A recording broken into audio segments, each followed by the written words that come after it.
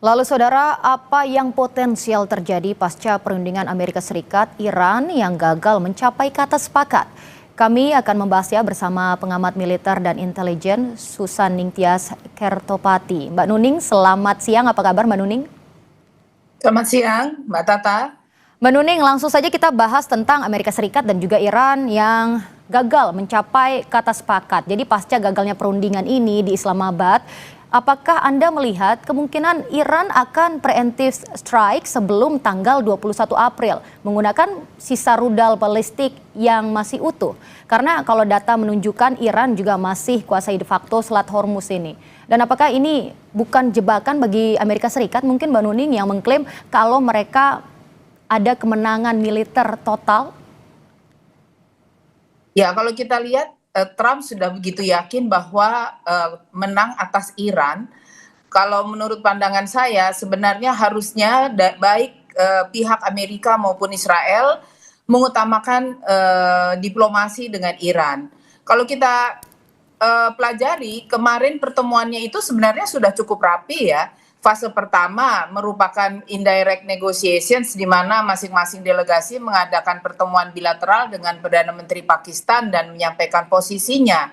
Tentu saja hal ini kita harus melihat dengan cermat bagaimana sikap Iran. Iran masih kurang yakin gitu bahwa pihak Amerika maupun Israel itu akan mematuhi aturan-aturan yang berlangsung selama ada gencatan senjata maupun setelahnya, sehingga kalau kita lihat kan banyak persiapan yang dilakukan secara militer juga oleh Iran. Jangan-jangan ini akan terjadi sesuatu setelah pertemuan ini. Nah, tetap waktu berjalannya pertemuan kan kita bisa lihat bahwa Israel mengebom mengebom Lebanon ya. Dalam hal ini tentu itu sebuah sinyal bahwa Israel tidak mempedulikan dan tidak memberikan rasa hormat kepada pertemuan perdamaian ini begitu. Kalau kita melihat ini ya secara langsung, kenapa dipilih Pakistan? Karena punya posisi yang unik dan terpercaya kedua belah pihak, baik oleh Amerika maupun oleh Iran begitu.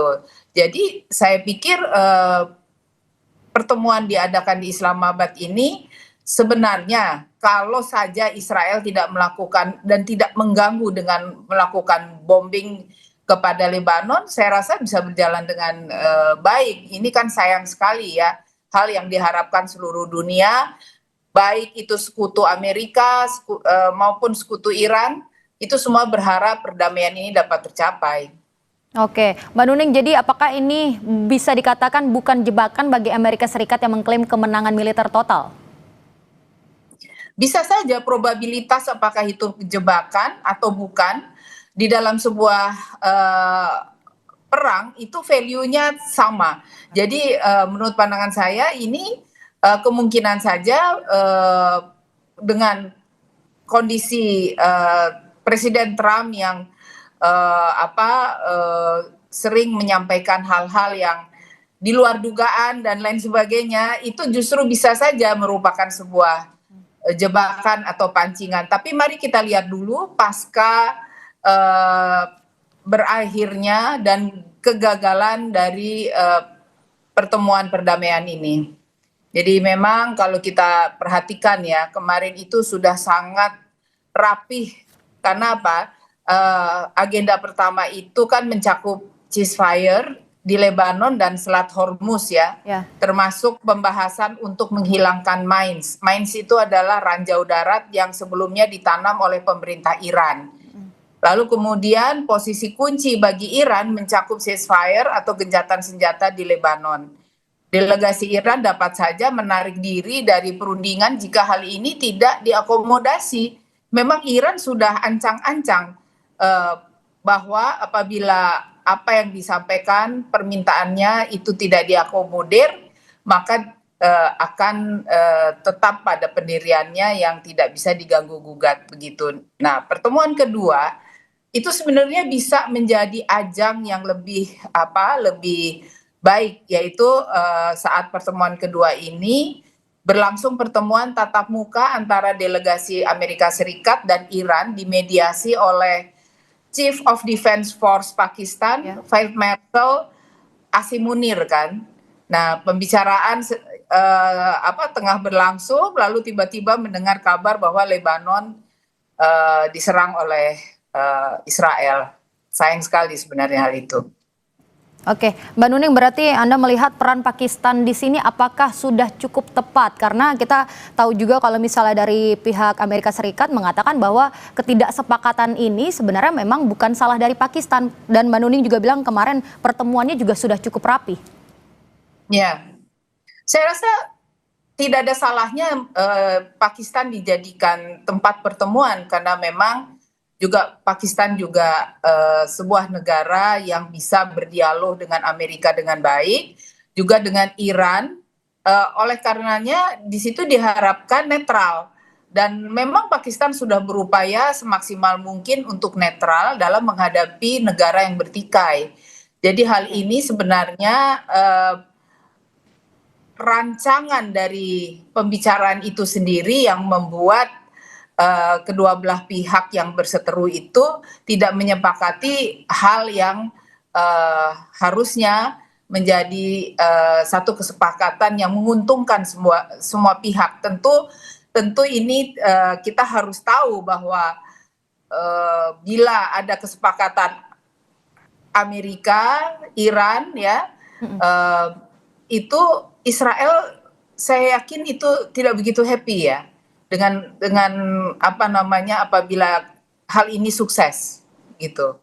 Oke, baik. Mbak Nuning, kita juga melihat mungkin potensi yang akan terjadi selanjutnya. Kalau dari perspektif intelijen militer, jadi pola Trump dengan maximum pressure ini membuat Amerika Serikat justru kehilangan leverage kah? Karena fakta menunjukkan Iran tetap bertahan dengan strategi asimetris via proksi mereka, Hizbullah dan juga Houthi. Padahal fasilitas nuklirnya itu udah rusak parah, Mbak Nuning.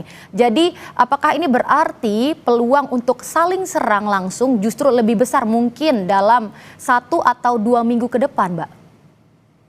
Iya, itu tadi saya bilang bahwa ada kemungkinan dengan gagalnya ini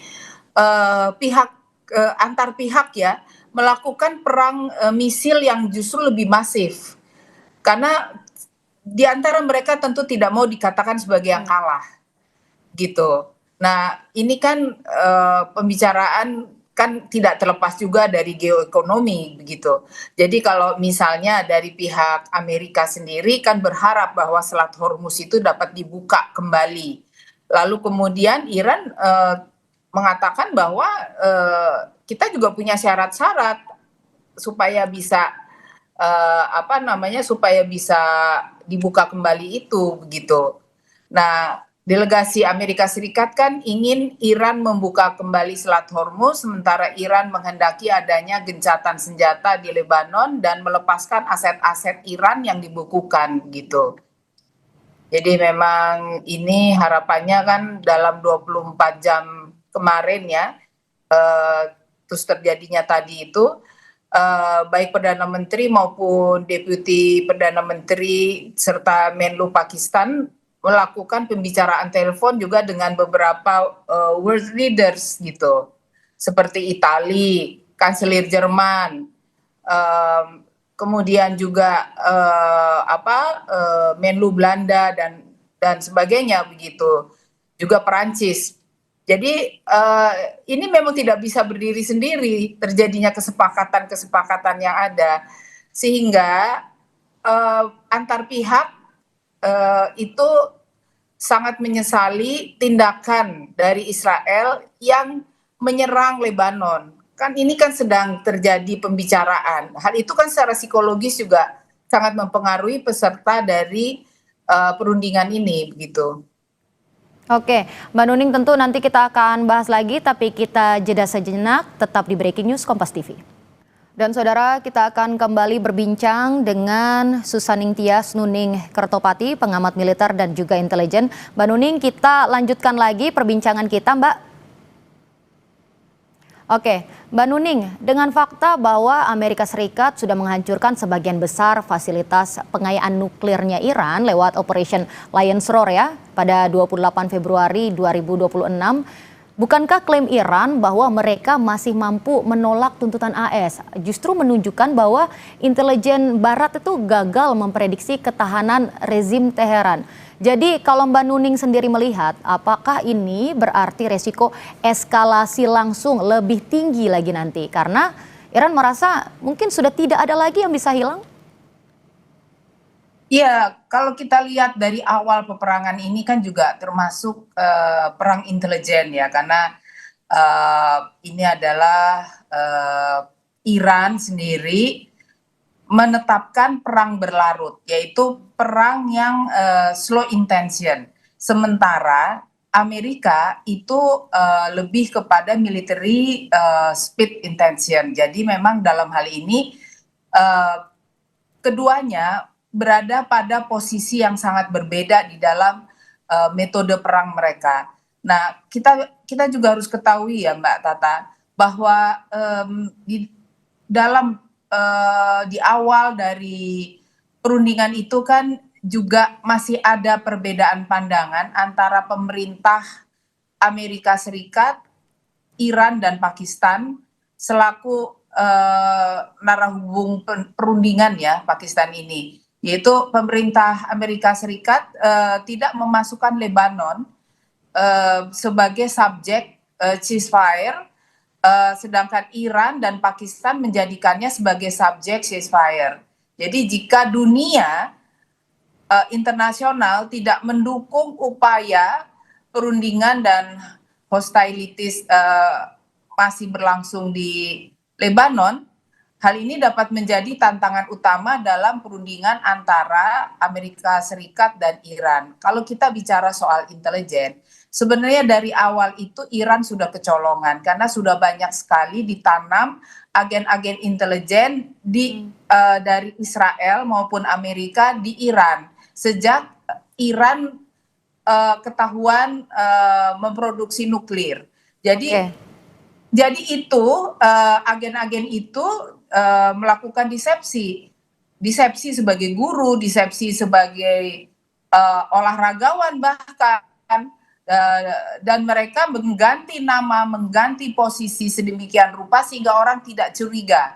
Itu yang menyebabkan Iran sebenarnya dalam perhitungan Trump ini kan di pemerintahan awal isolasionis, yaitu tidak cawe-cawe terhadap perang, tidak suka perang. Ini tiba-tiba dipengaruhi oleh Israel melakukan penyerangan. Jadi ya 50% ada sedikit pendadakan yang tidak terkontrol oleh intelijen Iran itu sendiri gitu. Oke, berarti seberapa efektif tadi kalau misalnya Mbak Nuning bilang sudah ditanam ya Iran kecolongan. Jadi seberapa efektif mungkin informasi yang didapatkan oleh pihak Amerika Serikat dari intelijen itu sendiri, Mbak Nuning?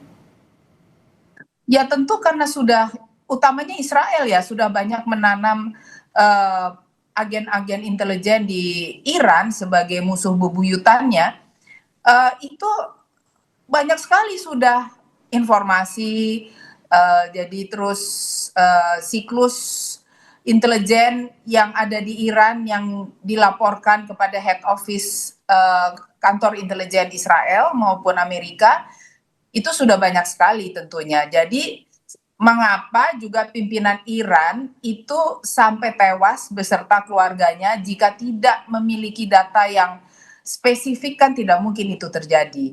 Nah, sampai sekarang berkembang seperti sekarang ini. Nah, jika kita lihat bagaimana Iran melihat perundingan ini begitu ragu, karena tentu intelijen Iran juga sudah mendengar pihak lawan yaitu Amerika dan Israel akan memaksa Iran tidak memproduksi nuklir lagi. Kan itu yang menjadi poin daripada kegagalan tersebut. Oke, Mbak Nuning, kita juga kembali ke peran dari Pakistan yang sebagai mediator. Mbak Nuning pernah bilang Pakistan itu punya diplomasi yang unik. Tapi fakta kegagalan 21 jam ini membuktikan bukankah membuktikan bahkan mediator terpercaya pun seperti Pakistan itu mungkin bisa dikatakan tidak mampu menjembatani jurang antara tuntutan Amerika Serikat yaitu no nuclear forever ya Mbak Nuning ya. Jadi sikap Iran bagaimana Mbak Nuning sendiri melihatnya? Apakah ini juga sinyal kalau misalnya eskalasi militer langsung tak terhindarkan nantinya? Eskalasi militer saya rasa akan ini menurut pandangan saya ya akan lebih masif ya. Karena juga baik pihak Iran maupun pihak Amerika dan Israel itu tentu ingin menunjukkan kekuatannya pasca perundingan ini, sehingga meyakinkan dunia bahwa mereka yang benar, bahwa mereka yang harus mendapatkan dukungan itu oleh sekutu-sekutu mereka. Nah, kalau menurut saya itu pihak Iran sendiri tentu walaupun katanya itu sekarang sudah tidak memiliki kemampuan misil yang cukup banyak, tetapi tentu akan berupaya sedemikian rupa, bahkan yang dikhawatirkan adalah senjata-senjata nuklir ya yang akan dipakai untuk melawan kedua lawannya tersebut beserta sekutu. Oke, Mbak Nuning, yang juga menarik kalau misalnya kita hitung, koreksi kalau saya salah, sekitar sudah 41 hari Selat Hormuz ditutup Mbak Nuning. Dari sudut pandang Anda, mana yang lebih akurat? Apakah klaim Amerika Serikat bahwa Iran sudah tidak efektif atau fakta bahwa Iran masih bisa ganggu 20% pasokan minyak dunia lewat Selat Hormuz? Apakah ini berarti resiko saling serang lagi bukan full scale war tapi hybrid warfare mungkin bisa kita katakan yang justru lebih berbahaya bagi stabilitas global, Mbak Nuning? Oh ya, memang perang ini adalah hybrid warfare ya. Oke. Karena memang hybrid war ini kan juga mengendalikan berbagai jenis perang seperti perang kognitif, perang informasi dan lain sebagainya. Itu yang dipakai baik oleh Iran maupun Amerika dan Israel. Karena kita lihat sekarang itu apabila kita lihat di negara kita aja, dukungan kepada kedua belah pihak itu kan sangat masif ya. Baik yang mendukung Iran, baik yang mendukung Amerika Serikat gitu. Itu kan kita juga harus tahu bahwa hal tersebut, hybrid war itu akan terus berlangsung karena Iran tahu bahwa dirinya tidak memiliki misil yang seperti dimiliki oleh Amerika maupun Israel, maka mereka membuat secara psikologis capek bagi lawannya, yaitu dengan perang berlarut, yaitu dengan intensi rendah gitu. Nah, kalau kita lihat kegagalan ini, saya rasa dunia juga akan memandang bahwa Pakistan gagal di dalam mempengaruhi kedua belah pihak yang berseteru. Mungkin saja ada tekanan-tekanan baik itu dari Iran maupun Amerika, Israel kepada Pakistan. Tetapi dalam hal ini Pakistan sudah melakukan upaya terbaik untuk mengadakan hal ini dengan memberi juga sisi-sisi lobby secara diplomatik kepada kedua belah pihak. Tetapi tidak tercapai itu karena memang apa yang diinginkan dari Amerika maupun Israel adalah peniadaan nuklir itu.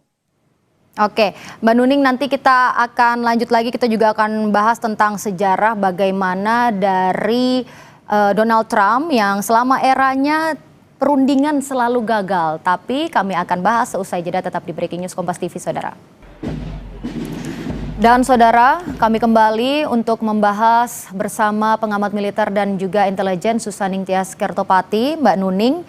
Kita kembali membahas, Mbak, berarti kalau Mbak Nuning melihat dengan sejarah bahwa setiap perundingan yang dilakukan oleh Donald Trump berujung tidak sepakat atau bisa kita katakan gagal begitu ya Mbak Nuning. Seperti misalnya medio 2018 dan juga hingga 2026. Apakah Mbak Nuning sendiri memprediksi Amerika Serikat dan juga Israel ini nantinya akan lancarkan strike kedua dalam 72 jam kepada Iran, Mbak Nuning? Hal itu bisa saja ya, karena kita melihat bahwa Donald Trump sendiri itu sangat insist ingin dinyatakan sebagai pemenang. Hmm, Itu juga Benyamin Netanyahu. Jadi memang hal-hal tersebut harus baik itu oleh Iran maupun sekutunya harus bersiap-siap dalam menghadapi hal itu. Kan sebenarnya kemarin ini ada satu hal yang terjadi, yaitu Pakistan telah menyusun proposal untuk mengakhiri permusuhan dan membagikannya kepada Iran maupun Amerika, dan mereka sudah secara inherent sudah membacanya, dan pihak Pakistan juga bahkan Iran itu juga agak percaya kepada James Vance ya sebagai wapres Amerika. Oleh karenanya ada harapan lebih ya ketimbang Donald Trump sendiri yang hadir di situ. Nah, karena memang sejak awal kan Vance sendiri kan kurang bersemangat dan kurang setuju dengan adanya penyerangan ke Iran itu, sehingga sebenarnya tuh hal ini ketika dia pulang dan ini gagal, kondisi di Amerika maupun di Israel tentu kembali kepada posisi di mana tidak mau dikatakan sebagai yang kalah gitu. oke. Oke, Mbak Nuning, itu kalau misalnya dari sisi Amerika Serikat dan juga Israel. Tapi kalau misalnya dari sisi Iran, apakah info intelijen menunjukkan kalau Iran mungkin akan balas dengan skala yang lebih besar daripada 100 gelombang rudal sebelumnya, Mbak? Belum tentu, karena kalau kita lihat sejak awal dalam perang hybrid ini, Iran melakukan perang berlarut, yaitu low intention ya. Jadi belum tentu juga akan melakukan satu serangan-serangan seperti itu. Justru ini yang akan mengecoh Amerika maupun Israel, karena memang ada kesengajaan agar lawan itu secara psikologis fatik ya. Kan kita bisa lihat ya bahwa prajurit baik dari Iran maupun Amerika dan Israel sendiri mengalami fatigue war, yaitu kelelahan di dalam berperang. Nah, ini juga harus pandai-pandai pihak Amerika maupun Israel dalam melihat metode yang akan dilakukan oleh Iran. Bisa saja itu dibalas dengan perang yang yang keras, tetapi bisa juga dengan low intention kembali begitu. Oke, Mbak Nuning, kita juga melihat kalau misalnya tentu dari perang ini tidak hanya Amerika Serikat dan juga Iran dan juga Israel yang terkena dampaknya gitu. Apakah penting sekali, seberapa penting hasil dari perundingan ini bagi stabilitas kawasan Timur Tengah khususnya dan juga kita di Indonesia ini, Mbak Nuning?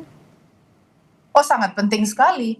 Apabila ini sukses ya dan tidak mengalami kebuntuan, kita bisa berharap perdamaian yang tentu tidak mengganggu baik itu geopolitik maupun geoekonomi, geostrategi yang ada di kawasan. Dan Indonesia sendiri walaupun tidak secara langsung pasti ada dampaknya dengan adanya kenaikan harga ya. Sekarang ini kan kita juga bisa lihat dengan ditutupnya Selat Hormuz, lalu kemudian adanya kesulitan di dalam hal bargaining point ya di antara mereka. Ini kan menyebabkan juga harga-harga naik, baik itu plastik dan bahan bakar dan lain sebagainya, itu kan naik semua. Ini kan yang tidak diharapkan. Bahkan di Amerika sendiri, rakyat Amerika kenapa kemarin juga sampai demo itu karena mereka tidak mau terima bahwa harga-harga itu naik. Trump sendiri itu sekarang dalam kondisi sebenarnya mengalami kelelahan politik ya. Karena apa? Karena di dalam domestik sendiri kan juga menerima perlawanan. Demikian juga dari pihak parlemen. bagi mereka juga bahwa perang ini sebenarnya tidak terlalu perlu dilakukan gitu, yang dampaknya menyebabkan rakyat Amerika sendiri mengalami satu kesulitan di dalam hal kehidupan sehari-hari dengan naiknya harga begitu. Oke, Mbak Nuning, gagalnya kesepakatan juga antara Amerika Serikat dan juga Iran ini tentu karena Iran menolak menerima syarat-syarat yang ditawarkan Amerika Serikat. Kalau misalnya kemarin kita tahu J.D. Vance, wakil Presiden Amerika Serikat bilang ada dua kabar. Kabar baiknya mereka diskusi substantif, kemudian kabar buruknya mereka belum mencapai kesepakatan. Dan salah satu syarat yang diajukan adalah pembukaan Selat Hormuz tanpa tarif. Tadi Mbak Nuning juga menyebutkan tentang pentingnya Selat Hormuz ini, tapi mungkin terjadi nggak sih Mbak kalau misalnya memang dibuka tanpa tarif oleh Iran? Itu tentu syarat untuk tanpa tarif itu variabelnya banyak sekali. Tidak mungkin dengan cuma-cuma Iran mau begitu saja melakukannya. Dan Iran kan tidak berdiri sendiri, banyak sekutunya, bahkan juga kita bisa lihat bagaimana akhir-akhir ini juga Iran itu banyak dibantu oleh China ya, dan negara-negara yang simpati kepada Iran, juga Rusia ya. Jadi dalam hal ini juga tidak bisa kontrol itu hanya dari Iran, juga harus ada perundingan-perundingan dengan pihak-pihak yang selama perang ini tuh membantu pihak Iran begitu. Jadi tidak bisa berdiri sendiri Iran memutuskan untuk bisa kita katakan dalam tanda kutip free of charge gitu ya. Oke, Mbak Nuning juga kalau misalnya kita tahu besok Pak Presiden Prabowo Subianto akan berkunjung ke Rusia menemui Putin. Kira-kira apa yang bisa dilakukan Indonesia mungkin untuk perannya dari perang ini? Indonesia sebenarnya banyak bisa berbuat, asal marwah dari politik luar negeri bebas aktifnya itu juga jangan sampai dilupakan ya, jangan sampai hilang marwah. Saya sendiri mengharapkan bahwa Presiden Prabowo dapat berbicara, melobi, berdiplomasi dengan pihak Rusia yang menguntungkan kawasan dan juga menguntungkan Indonesia. Di dalam hal ini kan tentu kedatangannya tidak melulu bicara mengenai geopolitik, tapi kan geoekonomi juga. Sehingga ada hal yang dapat menguntungkan baik itu secara politik, ekonomi, dan strategi bagi Indonesia. Jadi kalau kita lihat sekarang ini kan Rusia itu juga berperan aktif ya di dalam hal mendukung, membantu pihak Iran agar apa yang sedang terjadi itu tidak semakin memburuk. Nah, ini semua tentu Presiden Prabowo diharapkan dapat mengajak serta Rusia memperhatikan kawasan ASEAN dan Asia Pasifik di dalam hal menghadapi kemungkinan-kemungkinan yang lebih buruk daripada yang ada sekarang ini. Jadi memang kita tidak berharap bahwa Perang Dunia Ketiga itu ada, dan saya berharap bahwa Presiden Prabowo dalam hal ini mendukung perdamaian dunia sehingga mengajak serta Rusia untuk melakukan hal-hal yang dapat membantu mengurangi intensi dari perang yang ada. Oke, Mbak Nuning, kalau misalnya kita lihat, apakah ada kemungkinan kalau misalnya mediasi ini terjadi lagi, mungkin dari pihak lain? Kalau misalnya kemarin Pakistan sudah mencoba, tapi belum mencapai kata sepakat. Kalau dari pihak lain, mungkin dari negara Eropa atau Perserikatan Bangsa-Bangsa, kira-kira siapa Mbak yang bisa menjadi mediator antara Amerika Serikat dan juga Iran ini? Menurut saya PBB harus berperan aktif, karena kita bisa lihat bersama belakangan kan PBB tidak melakukan hal-hal yang strategik ya, di mana memberikan satu ajakan untuk berunding antar pihak begitu ya.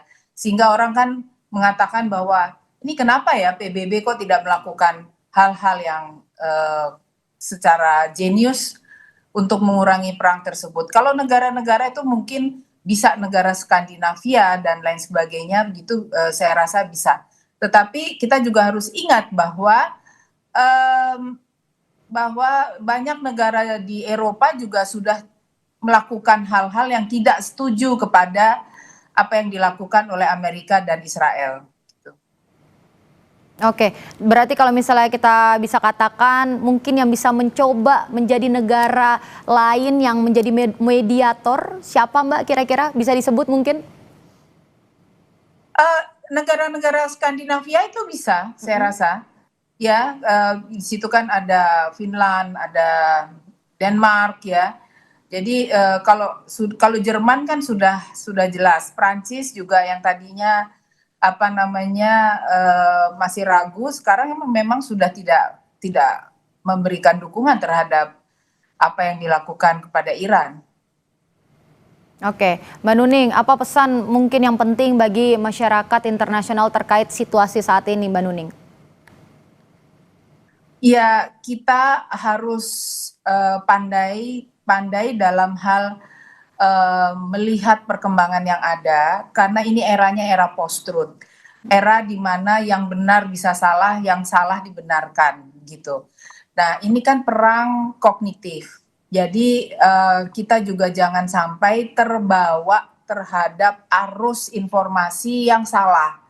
Oleh karenanya di dalam hal ini, di dalam perang hybrid ini, kita harus sangat berhati-hati terhadap segala kemungkinan percepatan perang cyber, perang kognitif, perang informasi yang ada, dan juga saling bahu-membahu yang ada di dalam negeri, sehingga kita juga tidak mengalami hal yang apabila terjadi di kawasan sana sesuatu hal yang lebih buruk, kita juga tidak terlalu sampai begitu buruknya dalam hal menjalankan kehidupan bernegara.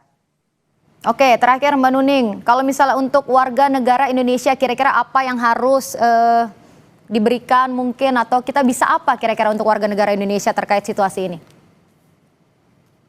Ya, pemerintah harus melakukan sesuatu sehingga warga negara kita ini merasa aman, dan juga di negara-negara di mana terjadi perang itu harus ada satu upaya yang cepat dari KBRI untuk evakuasi dan untuk pengamanan kepada warga negara. Nah, di dalam negeri sendiri itu tadi yang saya sampaikan, bahwa kita juga di era post-truth ini harus hati-hati di dalam menerima pesan atau informasi, karena perang cyber tengah berlangsung, di situ di dalamnya perang kognitif dan informasi tengah berlangsung. Dan saya kan juga melihat bagaimana Kementerian Pertahanan banyak membeli alutsista baru ya. Nah, itu harus dipastikan bahwa itu semua memang ditujukan untuk pertahanan negara dan sesuai dengan kebutuhan yang ada, sesuai dengan kawasan yang ada begitu, Mbak. Oke, baik, dan tentunya kita tidak ingin kalau perang ini terus berkelanjutan dan membawa dampak buruk bagi berbagai pihak. Oke, baik, Mbak Nuning Susaning Tias Nuning Kertopati, pengamat militer dan juga intelijen, terima kasih atas pandangan Anda, Mbak. Terima kasih Mbak Tata. Selamat siang, salam sehat selalu.